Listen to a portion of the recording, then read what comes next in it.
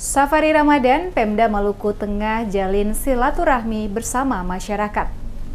Bersama dengan Ketua Tim Penggerak PKK Penjabat Bupati Maluku Tengah Rakip Sahubawa sambangi masyarakat di Desa Rutah, Kecamatan Amahai, pererat hubungan silaturahmi dalam kegiatan Safari Ramadan 1445 Hijriah pada Senin 1 April 2024. Penjabat Bupati Maluku Tengah Rakip Sahubawa dalam arahannya mengatakan, kegiatan Safari Ramadan menjadi ajang mempererat hubungan silaturahmi bersama masyarakat, sekaligus dimanfaatkan untuk pemerintah menyampaikan berbagai program kebijakan yang tengah dilaksanakan. Pada setiap kegiatan Safari Ramadan, kata Sahubawa, sejumlah kepala OPD ikut serta untuk mendengar dan berdiskusi langsung dengan masyarakat tentang berbagai hal yang menjadi keluhan masyarakat, sehingga dapat langsung direspon oleh OPD terkait. Dengan terbukanya ruang dialog bersama dengan masyarakat, Sahubawa yakin berbagai program pembangunan yang dilaksanakan pada tingkat kecamatan hingga negeri akan memberikan hasil maksimal. Selain itu juga, masyarakat dapat menyampaikan saran dan usulan kepada pemerintah mengenai pembangunan. Sahubawa juga mengajak seluruh masyarakat di Kecamatan Amahai untuk menjadikan bulan suci Ramadan sebagai momentum untuk introspeksi diri, memperbaiki diri,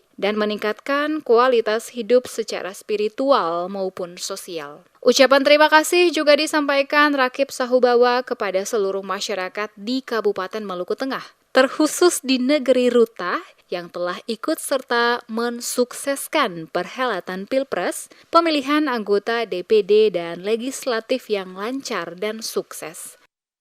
Melalui kegiatan Safari Ramadan ini kami berharap silaturahmi antara pemerintah Kabupaten Maluku Tengah dengan masyarakat dan khususnya warga negeri Rutah bisa terus terjalin,